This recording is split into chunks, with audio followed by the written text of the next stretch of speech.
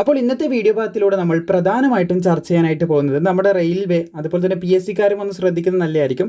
റെയിൽവേയുടെ അപേക്ഷ മുന്നിലേക്ക് തുടങ്ങാനായിട്ട് പോകുന്നുണ്ട്. നമ്മുടെ ഗ്രൂപ്പ് ഡിൻ്റെയൊക്കെ അപേക്ഷ ഉടനടി സ്റ്റാർട്ട് ചെയ്യാനായിട്ട് പോകുന്നുണ്ട്. അതുപോലെ ഒരുപാടധികം അപ്ഡേറ്റുകൾ നിങ്ങൾക്ക് പ്രൊവൈഡ് ചെയ്യാനായിട്ടുണ്ട്, കുറേയധികം കാര്യങ്ങളുണ്ട്. അപ്പോൾ ഇന്നത്തെ വീഡിയോ ഭാഗത്തിലൂടെ നമ്മൾ പറയാൻ പോകുന്നത് നിങ്ങൾ റെയിൽവേയിലേക്ക് ഗ്രൂപ്പ് ഡി പോലുള്ള പോസ്റ്റിലേക്ക് അപേക്ഷിക്കുന്നതിന് മുമ്പായിട്ട് നിങ്ങൾ കൃത്യമായിട്ടുള്ള വെബ്സൈറ്റിൽ കയറി അപേക്ഷിക്കണം എന്നുള്ള കാര്യം തന്നെയാണ്. വളരെ ഇമ്പോർട്ടൻ്റ് ആയിട്ടുള്ള കാര്യം ആയതുകൊണ്ടാണ് ഇങ്ങനെ ഒരു വീഡിയോ ആയിട്ട് ചെയ്യുന്നത്. ഓൾറെഡി നമ്മുടെ വാട്സപ്പ് ചാനലിലൊക്കെ നമ്മൾ രണ്ട് തവണ ഇത് ഓൾറെഡി പറഞ്ഞിട്ടുണ്ട്. അതുപോലെ തന്നെ നമ്മുടെ ഗ്രൂപ്പ് ഡിൻ്റെ പരീക്ഷ മുമ്പിൽ വരുന്ന കാര്യം നമ്മൾ പറഞ്ഞു, അതിന് പഠിക്കാൻ ആവശ്യമായിട്ടുള്ള സ്റ്റഡി മെറ്റീരിയൽ അപ്പോൾ നമ്മൾ ക്രിയേറ്റ് ചെയ്യുന്നതായിരിക്കും ഗ്രൂപ്പ് ഡീൻ്റെത്. അതുപോലെ തന്നെ നിലവിൽ കഴിഞ്ഞ വർഷത്തെ നമ്മുടെ കയ്യിൽ ലഭ്യമാണ്, ആവശ്യമുള്ളവർക്ക് അത് പർച്ചേസ് ചെയ്യാവുന്നതാണ്. കൂടുതൽ അഡ്വാൻസ്ഡ് ആയിട്ട് നമ്മൾ ഇനിയും മുമ്പോട്ടേക്ക് ചെയ്യുന്നതായിരിക്കും. നമ്മുടെ PDF-ൻ്റെ റിവ്യൂ നമ്മുടെ ഇൻസ്റ്റഗ്രാമിൻ്റെ ഹൈലൈറ്റ്സിൽ പോയാൽ നിങ്ങൾക്ക് മനസ്സിലാക്കാനായിട്ട് സാധിക്കും. അപ്പോൾ ഇവിടെ നിങ്ങൾക്ക് കാണാൻ സാധിക്കുന്നതാണ് റെയിൽവേൻ്റെ ഒഫീഷ്യൽ വെബ്സൈറ്റും ഉണ്ട്, അതുപോലെ തന്നെ ഒരുപാടധികം ഫേക്ക് വെബ്സൈറ്റ് നിങ്ങൾക്ക് കാണാനായിട്ട് സാധിക്കുന്നതാണ് മേ ബി. അപ്പോൾ അതിൽ നിങ്ങൾ പ്രത്യേകം ശ്രദ്ധിക്കേണ്ടത് ഒഫീഷ്യൽ വെബ്സൈറ്റിലല്ലാതെ നിങ്ങൾ മറ്റുള്ള വെബ്സൈറ്റിൽ കയറി അപേക്ഷിക്കുന്ന സമയത്ത് മേ ബി അതിൻ്റെ ഇൻ്റർഫേസോ കൂടുതൽ കാര്യങ്ങളൊന്നും ഞാൻ നോക്കിയിട്ടില്ല.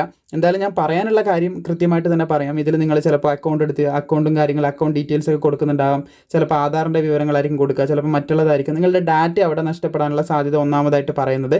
ഇനി ഇൻ കേസ് നിങ്ങൾ ലോഗിനായി നിങ്ങളുടെ ഡാറ്റ ഇൻ കേസ് മറ്റേതെങ്കിലും രീതിയിൽ അവർക്ക് കിട്ടിയിട്ട് ഏതെങ്കിലും രീതിയിൽ നിങ്ങൾ ലോഗിനായിട്ട് നിങ്ങളിപ്പോൾ 500 രൂപ ഫീസ് ഉണ്ട്. നമ്മുടെ റെയിൽവേൻ്റെ മിക്ക പോസ്റ്റിന് 500 രൂപ അല്ലെങ്കിൽ 250 രൂപ ഫീസ് ഉണ്ട്. ഈ ഫീസ് അടച്ചിട്ട് നമ്മൾ അപേക്ഷ സമർപ്പിച്ച് കഴിഞ്ഞാൽ മേ ബി അവിടെ എന്തായിരിക്കും ആദ്യം ഇറർ കാണിക്കും, ഒന്നുകൂടി അടക്കണം എന്ന് പറയും. അപ്പോൾ നിങ്ങൾക്ക് റീഫണ്ട് കിട്ടും എന്നുള്ള കോൺഫിഡൻസിൽ പിന്നെയും ചിലവർ അടക്കും. അപ്പോൾ വീണ്ടും 500 ഇതൊക്കെ ഒരു പോസിബിലിറ്റീസ് ആണ് കേട്ടോ ഞാൻ പറയുന്നത്.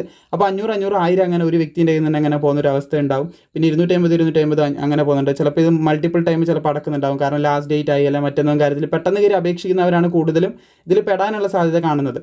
അപ്പോൾ അങ്ങനെ നമ്മുടെ കയ്യിൽ നിന്ന് എമൗണ്ട് നഷ്ടപ്പെടാനും ഡാറ്റ നഷ്ടപ്പെടാനും സാധ്യത കൂടുതലുള്ളതാണ് ഈ ഒരു ഫേക്ക് വെബ്സൈറ്റ് എന്ന് പറയുന്നത്. അപ്പോൾ ഒറിജിനൽ വെബ്സൈറ്റിൽ തന്നെ കയറി നിങ്ങൾ എന്ത് ചെയ്യുക, അപ്ലൈ ചെയ്യാനായിട്ട് പ്രത്യേകം ശ്രദ്ധിച്ചിരിക്കുക. അപ്പം പ്രധാനമായിട്ടും പറയേണ്ട കാര്യങ്ങളുള്ളത് പ്രധാനമായിട്ടും നിങ്ങളത് ഷെയർ ചെയ്യാനുള്ള കാര്യം, നമ്മളെല്ലാ നോട്ടിഫിക്കേഷൻ വരുമ്പോൾ വീഡിയോ ചെയ്യും, തീർച്ചയായിട്ടും വീഡിയോ ചെയ്യും. ആ വീഡിയോൻ്റെ ഡിസ്ക്രിപ്ഷനിൽ നമ്മൾ ഒഫീഷ്യൽ വെബ്സൈറ്റിൻ്റെ ലിങ്ക് കൊടുക്കുന്നതായിരിക്കും, അതിൽ കയറി തന്നെ നിങ്ങൾ അപ്ലൈ ചെയ്യുക. ഇപ്പോൾ PSC-ൻ്റെ ആണെങ്കിൽ പോലും കേരള PSC-ൻ്റെ വെബ്സൈറ്റ് ഡയറക്റ്റ്ലി ഗൂഗിളിലും അതുപോലെ പല സ്ഥലത്തും സെർച്ച് ചെയ്ത് കയറുന്ന സമയത്ത് മറ്റ് വെബ്സൈറ്റിലേക്ക് കയറിയിട്ട് ഡീറ്റെയിൽസ് കൊടുത്ത ആൾക്കാരെ ഞാൻ കണ്ടിട്ടുണ്ട്. അപ്പോൾ നമ്മുടെ ഡാറ്റയാണ് അവിടെ പോകുന്നത്. PSC-ൻ്റെ ആണെങ്കിൽ നമ്മുടെ ഡാറ്റ അവിടെ ലീക്ക് ആകുന്നുണ്ട്. ഇൻ കേസ് അവർക്ക് ഏതെങ്കിലും രീതിയിൽ ഡാറ്റ കിട്ടിയിട്ടോ മറ്റേതെങ്കിലും ബാക്കെൻഡിൽ എന്തെങ്കിലും കാര്യങ്ങൾ ചെയ്തിട്ടോ നമുക്ക് ആ ഒരു കാര്യങ്ങൾ കൃത്യമായിട്ട് കാണാൻ സാധിക്കുന്നുണ്ട് എന്നാണെങ്കിൽ, നമ്മുടെ പ്രൊഫൈൽ പോലെ കാണാൻ സാധിക്കുന്നുണ്ട്. അപ്പോൾ അതിൽ എന്തെങ്കിലും രീതിയിൽ PSC ആയതുകൊണ്ട് പ്രത്യേകിച്ച് അവിടെ നമ്മൾ പൈസ കാര്യങ്ങളൊന്നും നടക്കുന്നില്ല. പക്ഷേ നമ്മുടെ ഡാറ്റേൻ്റെ വാല്യൂ നിങ്ങൾക്ക് കറക്റ്റായിട്ട് അറിയാമെന്ന് ഞാൻ പ്രതീക്ഷിക്കുന്നു. തീർച്ചയായിട്ടും അറിയുന്നവരാണ് എല്ലാവരും. അപ്പോൾ ഡാറ്റ ലീക്കേജ് എന്ന് പറയുന്നത് വളരെ നമ്മുടെ ഈ ഒരു പാസ്വേഡും കാര്യങ്ങളും കൊടുക്കുമ്പോൾ ചിലപ്പോൾ നിങ്ങൾ മറ്റെവിടെയെങ്കിലും സേവ് ചെയ്ത പാസ്വേഡ് ആയിരിക്കാം. അപ്പോൾ അതിലുള്ള ഒറ്റയടിക്കെല്ലാം ആക്സസ് ചെയ്യുന്ന രീതിയിലായിരിക്കാം. ചിലപ്പോൾ മറ്റൊന്ന് OTP കാര്യങ്ങൾ, എന്തായാലും OTP കൊടുക്കുന്നുണ്ട് നമ്മൾ PSC ലോഗിൻ ചെയ്യുമ്പോൾ. അപ്പോൾ അത് മറ്റു രീതിയിൽ മിസ്ലീഡ് ചെയ്യാനുള്ള സാധ്യത, അങ്ങനെ പല രീതിയിൽ ഇതിൽ നിന്ന് നമുക്ക് ഫ്രോഡ് പ്രതീക്ഷിക്കാനായിട്ട് സാധിക്കും. അപ്പോൾ ഒഫീഷ്യൽ വെബ്സൈറ്റിൽ തന്നെ നിങ്ങൾ എന്ത് ചെയ്യുക, കയറിയിട്ട് അപേക്ഷിക്കുക. ഏതെങ്കിലും പോസ്റ്റിൻ്റെ നമ്മളെല്ലാത്തിൻ്റെയും ഡിസ്ക്രിപ്ഷനിൽ കൊടുക്കാറുണ്ട്, PSC ഒഴികെ ബാക്കി എല്ലാത്തിലും കൊടുക്കാറുണ്ട്. ഇനി ആവശ്യമാണെങ്കിൽ മുന്നോട്ടേക്കുള്ള വീഡിയോസിൽ നമ്മൾ PSC-ൻ്റെയും ഒഫീഷ്യൽ വെബ്സൈറ്റ് കൊടുത്തിട്ടുള്ള വീഡിയോ ചെയ്യുന്നതായിരിക്കും. ഇതൊരു വീഡിയോ ആയിട്ട് തന്നെ ചെയ്യണമെന്ന് തോന്നി, അതുകൊണ്ടാണ് നിങ്ങളുടെ മുമ്പിൽ ഒരു വീഡിയോ ആയിട്ട് ഇപ്പോൾ എത്തിച്ചിട്ടുള്ളത്.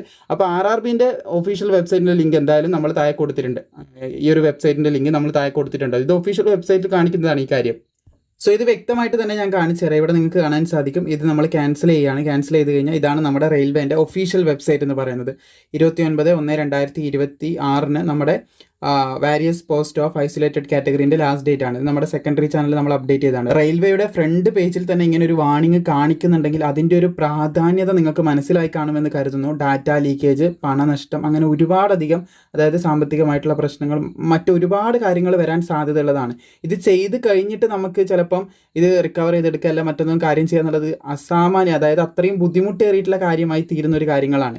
ഇപ്പം പലരും ഡോക്യുമെൻസിൻ്റെ കാര്യങ്ങൾ അപേക്ഷിക്കുമ്പോൾ നമ്മൾ പറയാറുണ്ട്, കൃത്യമായിട്ട് ഡോക്യുമെൻറ്റ്സ് ഇങ്ങനെ വേണം, നമ്മുടെ ക്രൂഷ്യൽ ഡേറ്റിന് മുമ്പ് ഇങ്ങനെ വേണം, അങ്ങനെ പല കാര്യങ്ങളും പറയാറുണ്ട്.